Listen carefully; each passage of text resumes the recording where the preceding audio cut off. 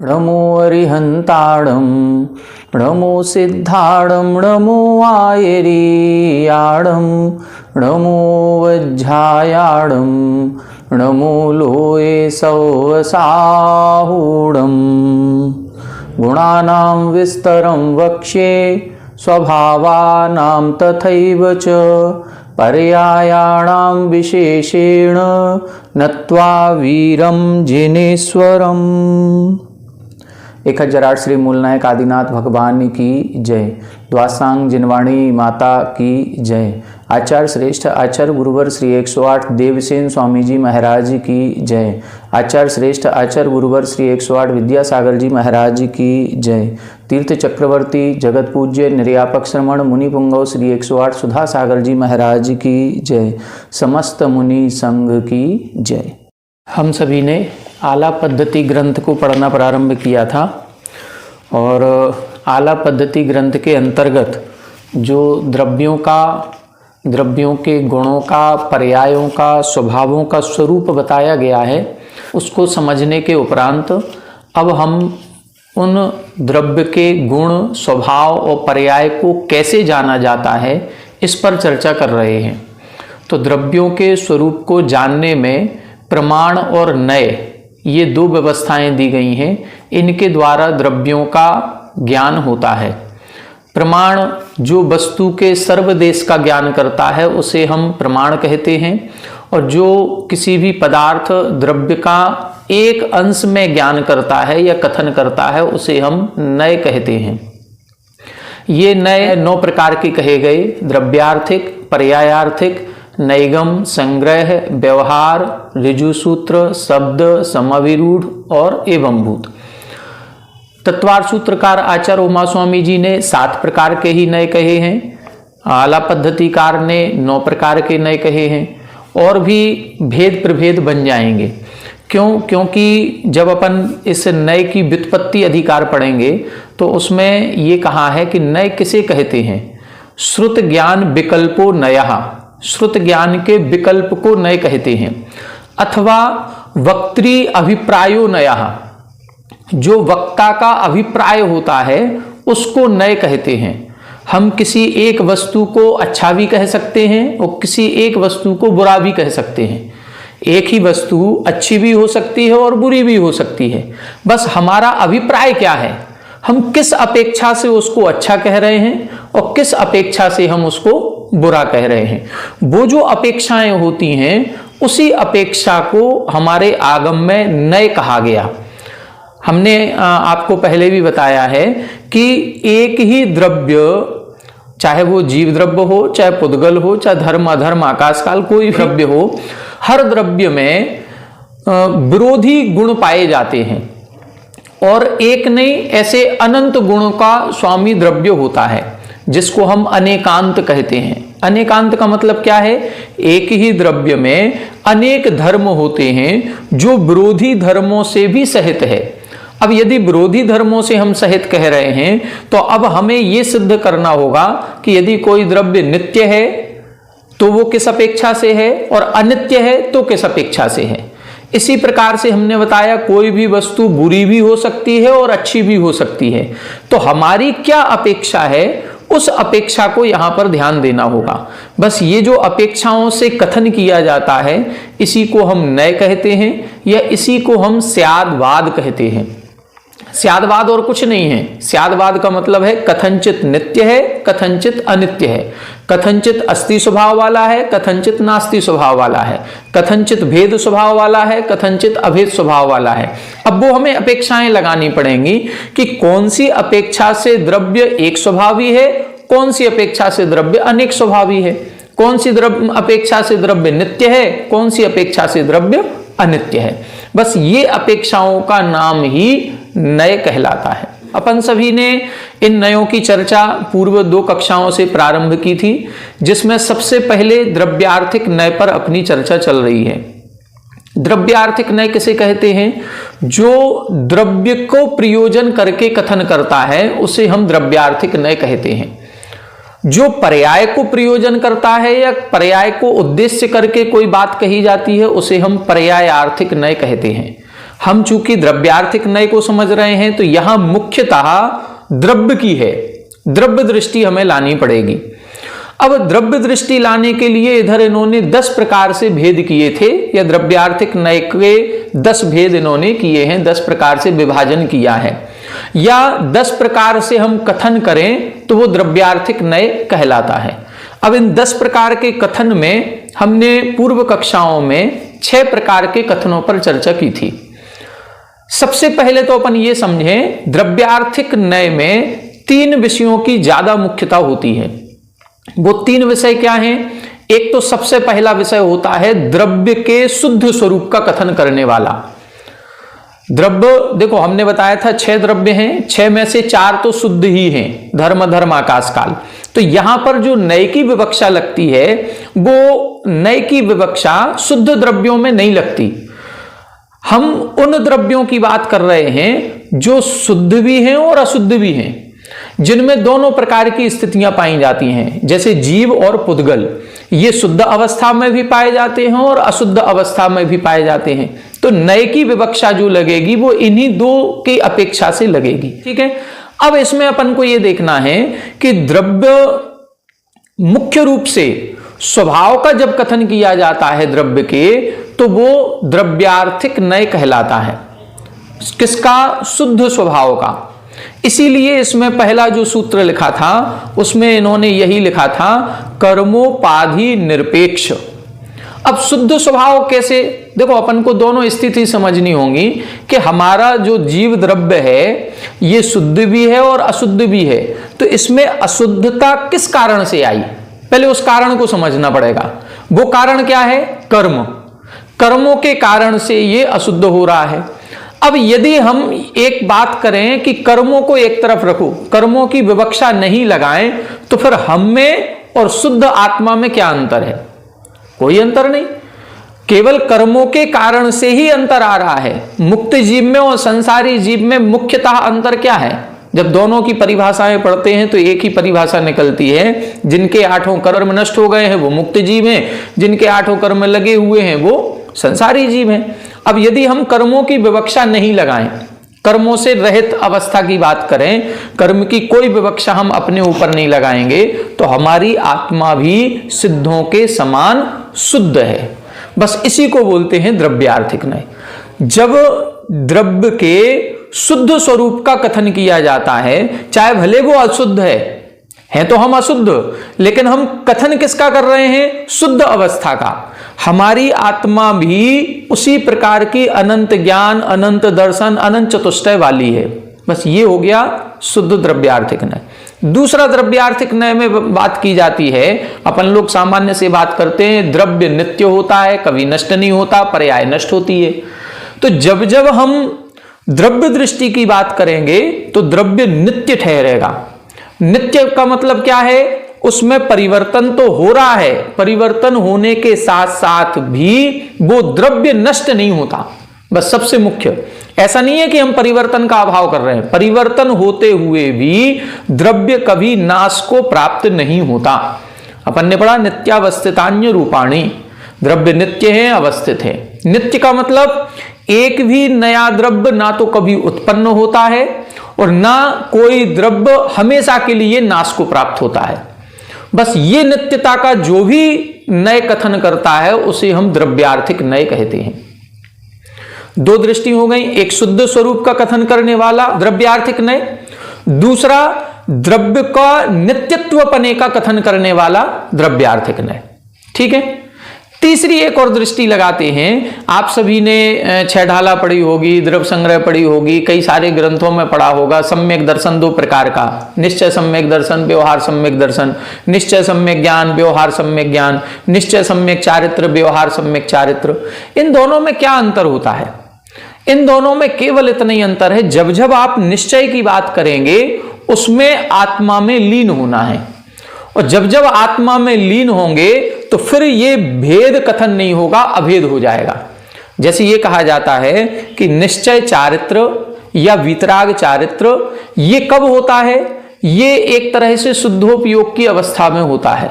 एक तरह से इसी को हम अभेद रत्नत्रय कहते हैं। जब भेद नहीं रह जाए, अपन ने छेढ़ाला में पढ़ा होगा, जिन परम पैनी सुबुधि छैनी डारी अंतर भेदिया वर्णादि अनुरागादि तै निज भाव को न्यारा किया। निज माही निज के हेतु निज कर आपको आप ही लहें। ये क्या चीज है? बस यहां जहां ध्यान ध्याता ध्येय, बस ये तीन चीजों का भेद खत्म हो जाए। जहां भेद खत्म हो गया, आत्मा में और आत्मा के गुणों में कोई भेद नहीं रह जाता है, उसी को हम निश्चय कहते हैं। वही द्रव्यार्थिक नय है। द्रव्यार्थिक नय क्या कहता है? द्रव्यार्थिक नय भी यही कहता है कि गुण में और गुणी में कोई अंतर नहीं है। बस जहां गुण और गुणी का भेद खत्म हो जाए, अभेद कथन किया जाता है, उसे हम द्रव्यार्थिक नय कहते हैं। तो तीन दृष्टियां हो गई, बस ये तीन दृष्टियों को याद रखना है। सबसे पहली दृष्टि है कर्मोपाधि निरपेक्ष कर दें, शुद्ध स्वरूप का कथन करने वाला। दूसरा, द्रव्य कभी नाश को प्राप्त नहीं होता, नित्य होता है। तीसरा, द्रव्य से गुण और पर्याय अभिन्न होती है, ये भिन्न भिन्न नहीं होती। ये हो गया शुद्ध द्रव्यार्थिक नय। अब इसी का उल्टा कर दें अपन तो अशुद्ध द्रव्यार्थिक नय हो जाएगा। अशुद्ध द्रव्यार्थिक नय भी है तो द्रव्यार्थिक नय, लेकिन वो अशुद्ध अवस्था का कथन करेगा। जैसे हमने बताया ना कि ज्ञान आत्मा का गुण है, लेकिन वो ज्ञान भी तो दो अवस्थाओं में है, शुद्ध ज्ञान भी होता है, अशुद्ध ज्ञान भी होता है।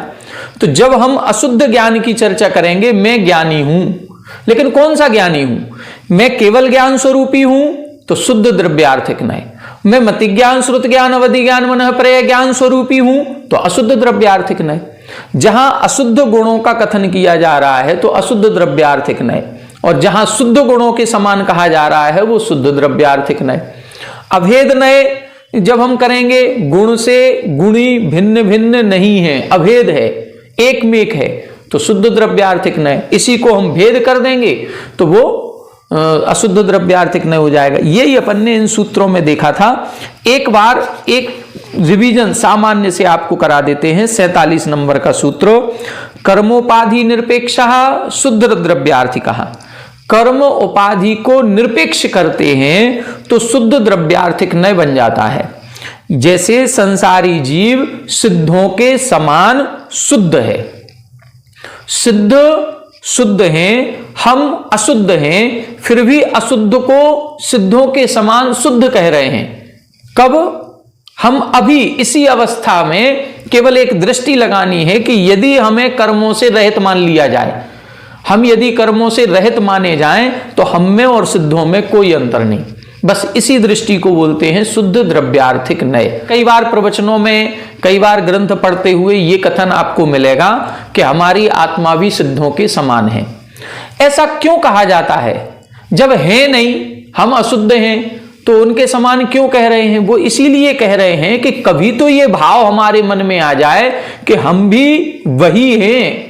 जैसे वो संसार में थे और संसार में रह करके उन्होंने कर्मों को नाश करके मोक्ष की प्राप्ति कर ली, ऐसे हम भी भगवान बन सकते हैं, हम भी परमात्मा बन सकते हैं। अपन लोग जो मंदिर जाते हैं, मंदिर जाने का प्रयोजन क्या है? क्यों मंदिर भेजा जाता है? उसका प्रयोजन ही यही एक है कि जब हम मंदिर जाएंगे तो हमको जो मूर्ति के दर्शन कर रहे हैं, जिनको हम प्रणाम कर रहे हैं, उनको देख करके ये भाव आ जाए कि इनकी आत्मा में और हमारी आत्मा में कोई अंतर नहीं है। जैसे इन्होंने भगवत्ता प्राप्त कर ली कर्मों का क्षय करके, ऐसे हम भी प्राप्त कर सकते हैं। वंदे तत्गुण लब्धये, हम उनको नमस्कार कर रहे हैं उनके गुणों की प्राप्ति के लिए। तो हमें ये याद आ जाए, बस याद लाने के लिए कहीं एक पंक्तियां याद आ रही हैं, जिन दर्शन निज दर्शन खातिर, निज दर्शन जिन दर्शन है। बहुत बढ़िया पंक्ति है ये। जिन दर्शन, क्यों जिन दर्शन कर रहे हैं? निज दर्शन खातिर, कि हमारी स्वयं की आत्मा का दर्शन हो जाए, इसीलिए हम मंदिर जा रहे हैं। और निज दर्शन जिन दर्शन है, यदि अपनी आत्मा का दर्शन हो गया तो बस यही मंदिर जाना सार्थक हो गया। हम लोग रोज दर्पण देखते हैं, ये दर्पण क्यों देखा जाता है?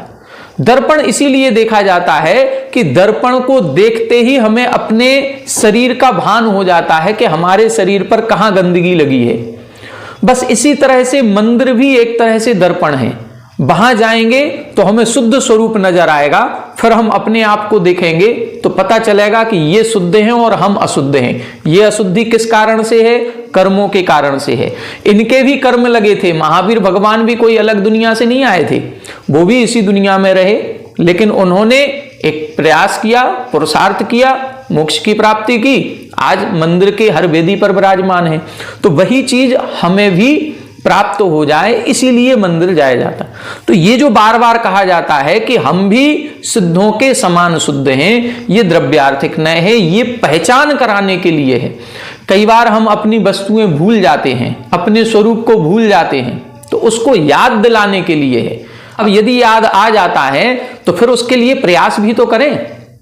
कई बार ऐसा होता है बरसात के मौसम में अपन छतरी लेकर के जाते कहीं, अब हैबिट तो होती नहीं, अब कहीं छतरी लेकर के गए, अब जहां बैठे थे वहीं छतरी भूल गए, पानी रुक गया तो हम छतरी वहीं भूल गए, चले आए। अब दूसरे की छतरी देखते हैं तो हमें याद आ जाता है कि अरे हम भी तो छतरी लिए थे, हमारी कहां गई? फिर याद आता है हम वहां छोड़ आए। तो अब क्या करेंगे? जब हमें दूसरे की छतरी देख करके अपनी याद आ जाए तो फिर उसको उठाने का प्रयास करेंगे कि नहीं करेंगे? करेंगे। बस यही प्रयास करना है। हम मंदिर जा रहे हैं तो मंदिर में भगवान के स्वरूप को देख करके हमें अपने स्वरूप की याद आ गई कि अरे हम भी ऐसे ही हैं, हम भी ऐसे ही हैं, जैसे ये हैं, हमारा स्वरूप भी यही है। लेकिन केवल इतना कहने मात्र से नहीं होगा, अब हमें जो प्रयास उन्होंने किया वही प्रयास हमको करना है।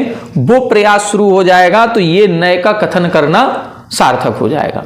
समय सार वगैरह ग्रंथों में बस ये नए का ही वर्णन दिया गया है कि हम द्रव्यार्थिक नय से हमारी आत्मा का स्वरूप क्या है और पर्याय आर्थिक नय से हमारी आत्मा का स्वरूप क्या है।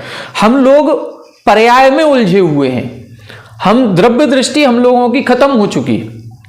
हम यदि मान लो यहां से एक चींटी जा रही होगी तो हम क्या कहेंगे? ये चींटी जा रही है, ये छिपकली है। मतलब हम भी उस पर्याय को महत्व दे रहे हैं। हम चींटी क्या है? ये पर्याय है। वास्तविकता में तो वो एक जीव जा रहा है, लेकिन हम जीव नहीं बोलते। हम भी क्या बोल रहे हैं? चींटी जा रही है। हम भी क्या बोलते हैं? मच्छर। मतलब यदि हम उसको जीव बोलेंगे तो हमें ध्यान आएगा कि उसमें और हम में कोई अंतर नहीं है।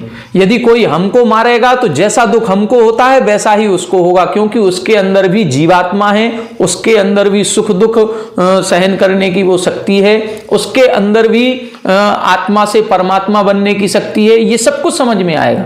लेकिन हम लोग द्रव्य दृष्टि ना रख करके पर्याय दृष्टि रखे हैं, और पर्याय दृष्टि रखे हैं तो इस शरीर को ही अपना मान लेते हैं, इसी पर्याय को महत्व देने लगते हैं। बस तो यहां पर द्रव्यार्थिक नय में यही है, जिस समय हमारी द्रव्य दृष्टि हो जाएगी फिर पर्याय को महत्व नहीं जाएगा।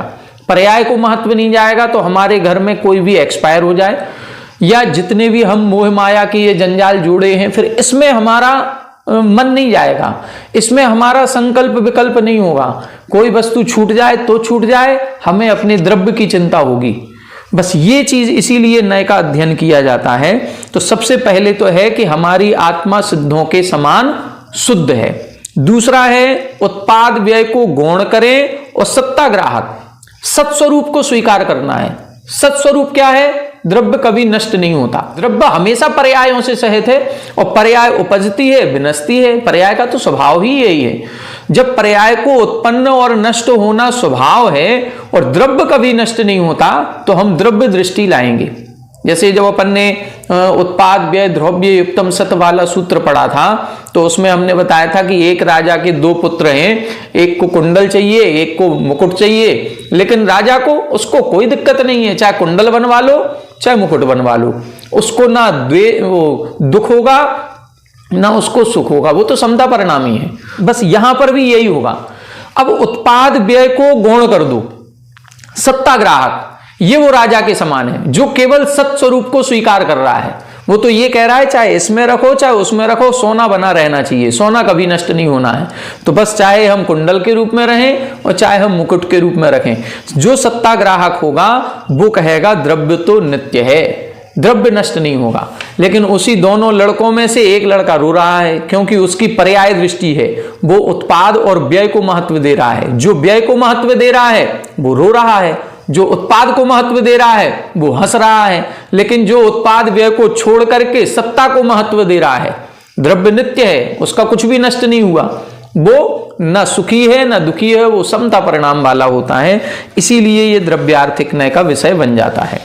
तीसरा है भेद कल्पना निरपेक्ष, भेद नहीं करना है, इसीलिए लिखा द्रव्यम अभिन्नम। अपन ने अभी जब 21 स्वभाव पढ़े थे तो उसमें एक आया था भेद स्वभाव, एक है अभेद स्वभाव। तो ये अपेक्षाकृत, जब हम अभेद स्वभाव की बात करेंगे तो ये शुद्ध द्रव्यार्थिक नय हो गया। हमारा गुण हमारी आत्मा से अलग नहीं है, गुण और गुणी एक में होते हैं, इनका तादात्म्य संबंध है, ये दो अलग अलग चीजें ना होकर के एक ही चीज है, बस एक ही स्वरूप में हम स्वीकार करेंगे तो वो कहलाएगा हमारा शुद्ध द्रव्यार्थिक नय, तीसरे नंबर वाला, जहां ध्यान ध्याता ध्येय को न विकल्प बच भेद न, जहां ज्ञान ज्ञाता ज्ञेय में कोई अंतर नहीं है, बस वो चीज यहां पर लगेगी। अपन ने स्टोपदेश में भी आया है, कटस्य कर्ताहमिति संबंधः स्यात् द्वयोर्द्वयोः। ये संबंध कहां पाया जाता है? इस चटाई का कर्ता मैं हूं, सो संबंध पाया जा रहा है। लेकिन ध्यानम ध्येयम यदात्मैव, जब ध्यान भी आत्मा है और ध्येय भी आत्मा है, फिर यहां पर कोई संबंध नहीं होता और संबंध से रहित एक मेक जीव हो जाता है, बस उसी को हम बोलते हैं द्रव्यम अभिन्नम। अशुद्ध द्रव्यार्थिक नय में इन्हीं के उल्टे कर दिए थे। तो अशुद्ध द्रव्यार्थिक नय में आत्मा कैसी है? अभी शुद्ध द्रव्यार्थिक नय में कही थी कि जो सिद्ध का स्वभाव है वही स्वभाव मेरा है। अब कह रहे हैं जो कर्मों के आधार पर भाव प्रकट हो रहे हैं वह भाव ही मेरे हैं, क्रोधादि कर्मज भाव आत्मा। ये अशुद्ध द्रव्यार्थिक नय। क्यों? क्योंकि कर्म से सहित लगा रहे हैं, कर्मोपाधि सापेक्ष। सापेक्ष और निरपेक्ष समझ जाए, निरपेक्ष का मतलब रहित करना है, सापेक्ष का मतलब सहित करना है। तो कर्म को जब हम सहित करेंगे तो कर्म हमारी आत्मा में अशुद्धि लाएंगे, अशुद्धि लाएंगे तो हमारे जो स्वभाव है वो स्वभाव को भूल करके हम विभाव में आ जाएंगे। तो जो विभाव रूप परिणाम बन रहा है वही आत्मा का स्वभाव मान लिया जाएगा। इसीलिए इसको कह रहे हैं अशुद्ध द्रव्यार्थिक नय। द्रव्य को तो स्वीकार कर रहा है, द्रव्य के स्वभाव को भी स्वीकार कर रहा है, लेकिन विभाव स्वभाव को स्वीकार कर रहा है। अपन ने 21 स्वभाव में से एक विभाव स्वभाव पढ़ा था, यह विभाव स्वभाव है। यह अशुद्ध द्रव्यार्थिक नय की अपेक्षा से हो गया। उत्पाद व्यय सापेक्ष अशुद्ध द्रव्यार्थिको यथा एकस्मिन् समये द्रव्यम उत्पाद व्यय द्रव्यात्मकम। अभी अपन ने उत्पाद व्यय को निरपेक्ष किया था, अब उत्पाद व्यय को सापेक्ष करेंगे। तो अब तीनों चीजें आएंगी। इस समय जो राजा है वो राजा तीनों भी बातें सोच रहा है। अभी तो वो सत्ताग्राहक था, इसीलिए वो अपने आप में मस्त था। अब वो तीनों बातें सोच रहा है। इसका देखो, ये कुंडल की पर्याय नष्ट हुई है, मुकुट की पर्याय उत्पन्न हुई है, सोना जैसा का तैसा है। बस ये जो स्वरूप जिसकी नजर में रहेगा, मतलब वस्तु में उत्पाद भी है, व्यय भी है, और उत्पाद व्यय होने के साथ साथ द्रव्यपना भी है, तीनों एक साथ है।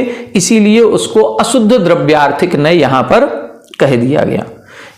अब देखें तीसरा, भेद कल्पना सापेक्ष। जो अपन ने तीसरा भेद पढ़ा था, भेद कल्पना निरपेक्ष, अब कर रहे हैं भेद कल्पना सापेक्ष। तो भेद कल्पना जब सापेक्ष करेंगे तो क्या निकलेगा? आत्मा के दर्शन ज्ञानादि गुण, आत्मा के गुण या गुणी आत्मा, बस ये अंतर है। आत्मा का केवल ज्ञान या केवल ज्ञान स्वरूपी आत्मा। जब हम केवल ज्ञान स्वरूपी आत्मा कहेंगे तो यहां पर कोई भेद नहीं है, और जब हम कहेंगे आत्मा का केवल ज्ञान तो वो भेद हो गया, आत्मा अलग हो गई। का शब्द लग गया, का शब्द संबंध सूचक होता है। मेरी किताब, तो किताब अलग हो गई, मैं अलग हो गया, तो हमने कह दिया मेरी किताब। नहीं, किताब ही मैं हूं। जैसे आपने पढ़ा होगा, अपन ने तत्वार सूत्र पढ़ा, वहां पर जो 5 पापों का वर्णन किया गया तो उसमें एक सूत्र लिखा है, हिंसा दिस्वेहा मुत्रा पाया वद्य दर्शनम। इन 5 पापों के करने से दुख मिलता है, निंदा मिलती है, तिरस्कृत होना पड़ता है, ये कारण बताया था। अगले ही सूत्र में क्या लिखा? दुख में वा, ये 5 पाप दुख रूप ही हैं। ये अभेद कथन। पहला जो सूत्र है वो भेद कथन वाला है, उसमें बता रहे हैं कि पाप करोगे तो दुख मिलेगा, मतलब पाप अलग हो गया, दुख अलग हो गया। पाप करना कारण हो गया, दुख मिलना कार्य हो गया। लेकिन दूसरा जो बताया, दूसरा सूत्र लिखा, उसमें लिखा दुख में विवाह। इसका मतलब है पाप किया है तो दुख मिल ही गया, समझ लो। अब इसमें कोई अंतर नहीं है, अभेद कथन कर दिया। ये बहुत बड़ा सूत्र लिखा है, दुख में विवाह। मतलब पाप क्रिया करते समय ये मत सोचो कि इससे दुख मिलेगा, नहीं मिलेगा, वो नहीं, मिलना ही है, ये तय हो गया, बिल्कुल मिलना ही है। आज भी हमें जो कुछ भी दुख मिल रहा है वो किसी ना किसी पाप क्रिया के फलस्वरूप ही मिल रहा है, कोई ना कोई पाप क्रिया की होगी। तो ये अभेद कथन कहलाता है। अभेद का मतलब हम उनको एक में एक स्वीकार कर लें, बस जहां एक में एक स्वीकार हो गए उसी को हम अभेद कहते हैं। तो यहां पर भेद कर रहे हैं, आत्मा का ज्ञान, आत्मा का दर्शन। तो ये भेद करेंगे तो ये अशुद्ध द्रव्यार्थिक नय हो गया, और अभेद करेंगे तो शुद्ध द्रव्यार्थिक नय हो जाएगा। ठीक है, अब आगे अपन को देखना है। 4 और इन्होंने विशेषताएं बताई हैं। अन्वय सापेक्षो द्रव्यार्थिको यथा गुण पर्याय स्वभावम द्रव्यम। अब कर रहे हैं अन्वय सापेक्ष, एक और नई दृष्टि लेकर के आए। अन्वय सापेक्ष का मतलब होता है, हमने आपको बताया द्रव्य का लक्षण क्या है, गुण पर्याय व द्रव्यम। जो द्रव्य होता है वो गुण और पर्यायों से सहित होता है। तीसरा एक और इसमें अपन ने देखा, स्वभाव भी द्रव्य में पाए जाते हैं। तो द्रव्य में गुण भी है, द्रव्य में पर्याय भी है, द्रव्य में स्वभाव भी है। अब इन तीनों को एक में एक कर दें, तो तीनों की जो एक में एक स्थिति बनेगी उसी को अन्वय कहते हैं। अन्वय का मतलब, जैसे अपने वो अमृत धारा बनाई जाती है तो उसमें 3 चीजें मिलाई जाती हैं। एक पेपरमेंट मिलाया जाता है और हमें याद नहीं, 3 चीजें मिलती हैं। तो 3 चीजों को मिला करके अजवाइन, पेपरमेंट और एक और होता है कपूर शायद, ठीक है। तो ऐसे 3 चीजें मिलाई, तो 3 चीजें अलग अलग हैं, कपूर अलग है, अजवाइन अलग है, पेपरमेंट अलग है। लेकिन जब इन तीनों को एक बराबर मात्रा में एक निश्चित अनुपात में मिला दिया जाता है तो वो तीनों की फिर एक नई परिणति उत्पन्न होती है, उसको बोलते हैं अमृत धारा। अब उस अमृत धारा में ना तो कपूर का टेस्ट आता है, ना अजवाइन का आता है, ना पेपरमेंट का, एक तीसरा अलग ही टेस्ट आता है। बस वो, उसी का नाम है अन्वय सापेक्ष। अन्वय सापेक्ष का मतलब है हम पर्याय वाला द्रव्य है नहीं, स्वभाव वाला द्रव्य है नहीं, गुण वाला द्रव्य है नहीं। द्रव्य क्या है? स्वभाव, गुण और पर्याय, इन तीनों की समष्टि का नाम द्रव्य है। बस इन तीनों की समष्टि जहां मिला दी जाती है, तीनों को एक में एक जहां कर दिया जाता है, उसी को अन्वय सापेक्ष कहते हैं। जैसे अपन कहते हैं ना, सम्यक दर्शन, सम्यक ज्ञान और सम्यक चारित्र ये मोक्ष का मार्ग है। तो अकेला सम्यक दर्शन मोक्ष मार्ग नहीं है, अकेला सम्यक ज्ञान भी मोक्ष मार्ग नहीं है, अकेला सम्यक चारित्र भी मोक्ष मार्ग नहीं है। इन तीनों की एकता जहां होती है, मतलब दर्शन भी हो, ज्ञान भी हो, चारित्र भी हो, वहां से मोक्ष मार्ग शुरू होता है। इसी तरह से इधर है अन्वय सापेक्षो, मतलब अन्वय को सापेक्ष करना है। तीनों की मिली जुली अवस्था को एक साथ लाएंगे तब द्रव्यार्थिक नय बनता है। उदाहरण क्या दिया? गुण पर्याय स्वभावम द्रव्यम। देखो द्रव्य की परिभाषा बता रहे हैं ये एक। द्रव्यार्थिक नय की दृष्टि से द्रव्य की परिभाषा क्या हो गई? गुण पर्याय स्वभावम द्रव्यम। जो गुण, पर्याय और स्वभाव से युक्त होता है उसी को द्रव्य कहते हैं। मतलब द्रव्य कभी गुण से रहित नहीं होगा, द्रव्य कभी पर्याय से रहित नहीं होगा, और द्रव्य कभी स्वभाव से रहित नहीं होगा। चाहे वो अशुद्ध अवस्था में रहे चाहे शुद्ध अवस्था में रहे, गुण, पर्याय और स्वभाव तो पाए ही जाएंगे। इसी को बोलते हैं द्रव्य। ये एक नई दृष्टि है द्रव्यार्थिक नय की, अन्वय सापेक्षो। तीनों को मिला करके उसका स्वरूप कथन करना। अगली दृष्टि देखें, स्वद्रव्यादि ग्राहक द्रव्यार्थिको यथा स्वद्रव्यादि चतुष्टयापेक्षया द्रव्यमस्ति। यहां बता रहे हैं जो स्वयं के द्रव्य क्षेत्र काल भाव का ग्राहक होता है उस अपेक्षा से द्रव्य अस्ति, द्रव्य है। और दूसरा इसी के साथ लगा लें, पर द्रव्यादि ग्राहक द्रव्यार्थिको यथा पर द्रव्यादि चतुष्टयापेक्षया द्रव्यम नास्ति। पर चतुष्टय की अपेक्षा से नहीं है, स्वचतुष्टय की अपेक्षा से है। बस ये दृष्टि जहां लग जाती है उसको हम द्रव्यार्थिक नय कहते हैं। जैसे जीव है, जीव किसे कहते हैं? जिसमें जानने देखने की शक्ति होती है उसे जीव कहते हैं। जिसमें जानने देखने की शक्ति नहीं है उसको अजीव कहते हैं। तो द्रव्य में, हमारे इस आत्म द्रव्य में जानने देखने की शक्ति है, इसीलिए ये जीव है। और पुद्गल स्पर्श रस गंध वर्ण वाला होता है, इसमें स्पर्श रस गंध वर्ण नहीं है, इसीलिए ये पुद्गल नहीं है। जैसे अपन ने अस्ति नास्ति स्वभाव लगाया था, बिल्कुल सेम लगाना है। जैसे हमने कहा ये मार्कर है, पेन नहीं है। अब दो दृष्टि हो गई ना, इसमें दो बातें कही हमने। ये मार्कर है, पेन नहीं है। इसका मतलब है इसमें मार्कर के सारे गुण मौजूद हैं, पेन के नहीं है। पेन के गुण अलग हैं, पेन का स्वभाव अलग है, पेन के हर एक चीज स्वद्रव्य क्षेत्र काल भाव हर चीज अलग है, मार्कर की अलग है। हम मार्कर को पेन जैसा यूज नहीं कर सकते। पेन पेन है, मार्कर मार्कर है। बस इसी का नाम है स्वद्रव्यादि ग्राहक और परद्रव्यादि ग्राहक। जैसे मान लो ये आलाप पद्धति की किताब है, तत्वार सूत्र की नहीं है, तो इसमें आलाप पद्धति के सूत्र लिखे हैं। आलाप पद्धति जो शब्द सार्थक है उसका पूरा वर्णन किया गया है, इसीलिए ये आलाप पद्धति है। इसमें तत्वार सूत्र का एक भी सूत्र नहीं है, इसमें 7 तत्वों का वर्णन नहीं है, इसलिए तत्वार सूत्र नहीं है। तो स्वद्रव्य चतुष्टय की अपेक्षा से ये है और पर चतुष्टय की अपेक्षा से नहीं है। तत्वार सूत्र की किताब संबंधी जो द्रव्य क्षेत्र काल भाव उसका है, वो चीज इसमें नहीं है। तत्वार सूत्र की किताब के जो गुण हैं वो इसमें नहीं है, इसलिए ये तत्वार सूत्र नहीं है। आलाप पद्धति के गुण इसमें है, इसलिए ये आलाप पद्धति है। तो हर द्रव्य में ये लगेगा। जीव द्रव्य में पुद्गल के गुण नहीं है, इसीलिए जीव द्रव्य पुद्गल नहीं है। जीव द्रव्य में ज्ञान दर्शन पाया जाता है, इसलिए ये जीव द्रव्य है। तो जो गुण स्वभाव जिस द्रव्य का है उस दृष्टि से वो वह द्रव्य है, जिस गुण स्वभाव जिसमें नहीं है उस दृष्टि से नहीं है। जैसे धर्म द्रव्य का स्वभाव है चलने में सहायता करना। अब ये चलने में सहायता करने का गुण अधर्म द्रव्य में नहीं है, इसीलिए अधर्म द्रव्य है, धर्म द्रव्य नहीं है। ठीक है ना? बस ये दृष्टि लगानी पड़ेगी।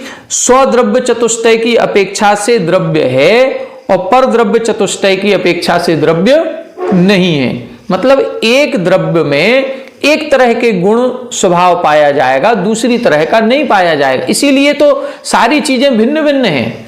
यदि एक का स्वभाव दूसरे में आ जाए तो संकर हो जाए। यदि जीव का स्वभाव पुद्गल में पहुंच जाए, पुद्गल का स्वभाव जीव में आ जाए, तो फिर तो हम जीव और पुद्गल की पहचान ही नहीं कर पाएंगे। धर्म द्रव्य का स्वभाव अधर्म में पहुंच जाए, धर्म द्रव्य का धर्म द्रव्य में आ जाए, तो फिर हम कैसे पहचान करेंगे? नहीं करेंगे। इसीलिए धर्म द्रव्य का जो स्वभाव है वो धर्म में ही पाया जाता है, अधर्म आदि में नहीं पाया जाता है। इसी को बोलेंगे स्वचतुष्टय की अपेक्षा।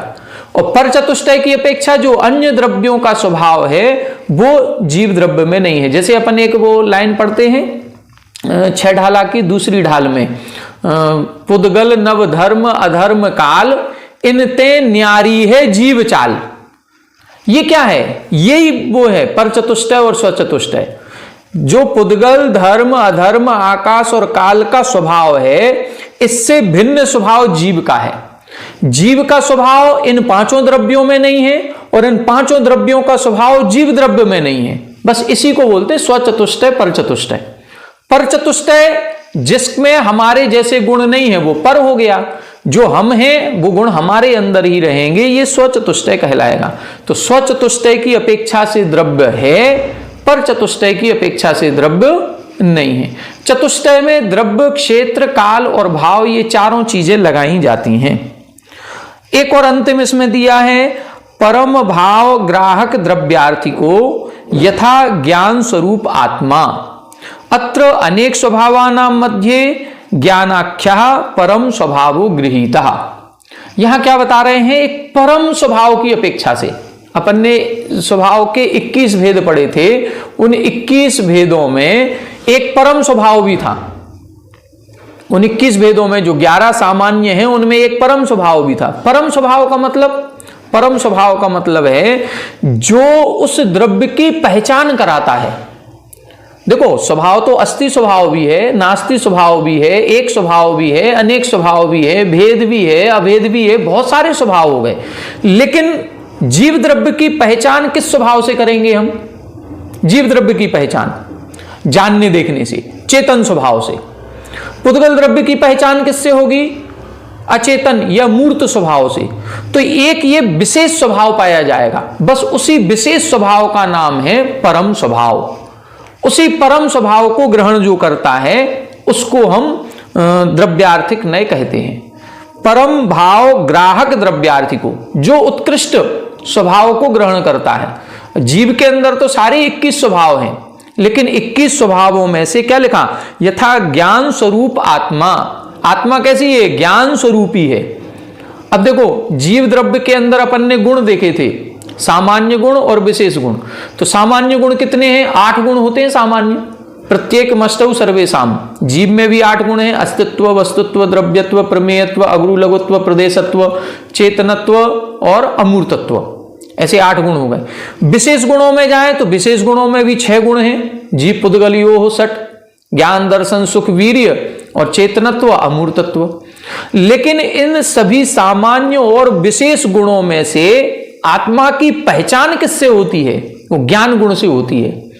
सुख गुण से भी नहीं है, वीर्य गुण से भी नहीं है। मुख्य किससे है? ज्ञान गुण से। जानने और देखने की शक्ति हमारे अंदर है, यही हमारी विशेषता है। बस उसी विशेषता को जो ग्रहण करता है उसी को हम परम भाव ग्राहक कहते हैं। परम भाव ग्राहक द्रव्यार्थी को यथा ज्ञान स्वरूप आत्मा। आत्मा कैसी है? ज्ञान स्वरूपी है। स्पष्ट लिख रहे हैं आगे, अत्र अनेक स्वभावानाम मध्य। स्वभाव कितने? 21 स्वभाव हैं, लेकिन 21 स्वभावों में से कौन से स्वभाव को ग्रहण किया? ज्ञानाख्या परम स्वभाव गृहीता। ज्ञान नाम का उत्कृष्ट स्वभाव यहां पर ग्रहण किया गया है। क्यों किया गया? क्योंकि ये ज्ञान ही अन्य द्रव्यों से जीव द्रव्य को भिन्न साबित करता है। हमने पढ़ाया था विशेष गुण किसे कहते हैं? जो एक द्रव्य को दूसरे द्रव्य से पृथक करता है। द्रव्यम द्रव्याद्ययी, जो एक द्रव्य को दूसरे द्रव्य से पृथक करता है उसे विशेष गुण कहते हैं। बस यहां जो उस विशेष गुण को ग्रहण करता है उसी का नाम द्रव्यार्थिक नय है। तो द्रव्यार्थिक नय के 10 भेद इधर इन्होंने बता दिए। 3 शुद्ध रूप से बताए, शुद्ध द्रव्यार्थिक, 3 अशुद्ध द्रव्यार्थिक और 4 ये सामान्य कथन किया। इसमें शुद्ध अशुद्ध का कोई भेद नहीं है, यहां पर सामान्य वर्णन किया है। ये 10 भी द्रव्यार्थिक नय के विशेषण होते हैं, या द्रव्यार्थिक द्रव्य को प्रयोजन करके ये कहे गए हैं। सबसे पहला कर्मोपाधि निरपेक्ष, दूसरा उत्पाद व्यय को गौण करके सत्ता को ग्रहण करने वाला, और तीसरा गुण पर्याय आदि से अभिन्न। ठीक है, तो अभेद रूप में जो कथन करता है, ये 3 तो हैं शुद्ध द्रव्यार्थिक। फिर 3 अशुद्ध द्रव्यार्थिक में कर्मोपाधि को सापेक्ष किया, उत्पाद व्यय को सापेक्ष किया और अभेद की जगह अभेद को सापेक्ष कर दिया। ठीक है, तो ये 6 कर दिए। 7वां जो बनाया वो अन्वय सापेक्ष किया। गुण, पर्याय और स्वभाव तीनों की मिली जुली समष्टि का नाम द्रव्य है, ये सिद्ध किया। 8वें नंबर में और 9वें नंबर में ये स्पष्ट किया कि 100 द्रव्य 100 गुणों की अपेक्षा से द्रव्य है और पर चतुष्टय की अपेक्षा से द्रव्य नहीं है। कुल मिलाकर के जीव में जीव के गुण हैं इसीलिए वो जीव है, पुद्गल के नहीं है इसलिए पुद्गल नहीं है। बस ये सिद्ध करना है। जीव का स्वभाव अलग है, अन्य 5 द्रव्यों का स्वभाव अलग है। धर्म द्रव्य का स्वभाव अलग है, अन्य 5 द्रव्यों का स्वभाव अलग है। 6 द्रव्यों के स्वभावों को देख लें, एक दूसरे से मैचिंग किसी की भी नहीं है। 6 द्रव्यों का विशेष लक्षण सबका अलग अलग है। धर्म द्रव्य चलने में सहायता करता है तो अधर्म द्रव्य ठहरने में सहायता करता है। जीव द्रव्य में जानने देखने की शक्ति है तो पुद्गल द्रव्य में स्पर्श रस गंध वर्ण पाया जाता है। तो सभी द्रव्य अपने अपने स्वचतुष्टय की अपेक्षा से अपना अपना एक अस्तित्व रखते हैं। बस उस अस्तित्व की अपेक्षा से वो अस्ति हैं और दूसरे की अपेक्षा से वो नास्ति हैं। और सबसे आखिरी अपन ने देखा उत्कृष्ट परम भाव को जो ग्रहण करता है वो भी द्रव्यार्थिक नय है। जो ज्ञान स्वरूपी आत्मा ये विषय ग्रहण करता है उसको हम द्रव्यार्थिक नय कहते हैं। यहां पर द्रव्य के अनेक गुण होते हुए भी एक ज्ञान गुण को प्रमुखता दी गई है, इसीलिए इसको परम भाव या उत्कृष्ट भाव रूप से स्वीकार किया गया। तो ये द्रव्यार्थिक नय क्या होता है ये सामान्य से समझ में आ गया होगा।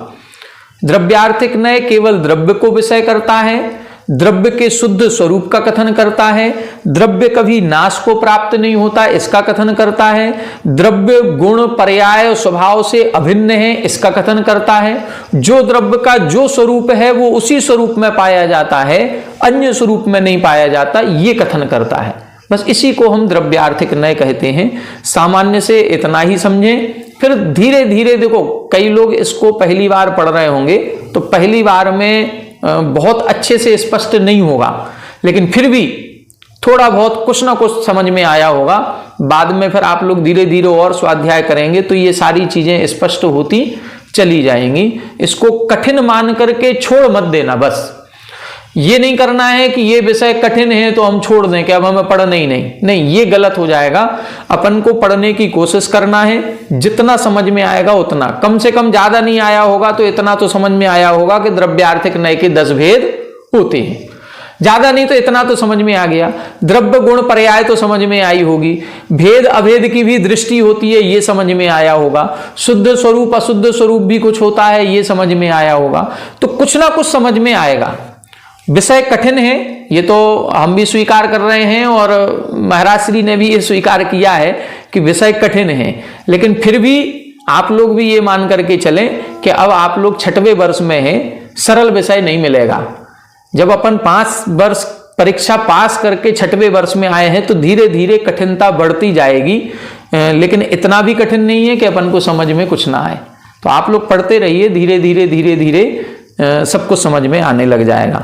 बाकी जो नहीं आएगा समझ में तो और इस पे अपन चर्चा आगे करते रहेंगे।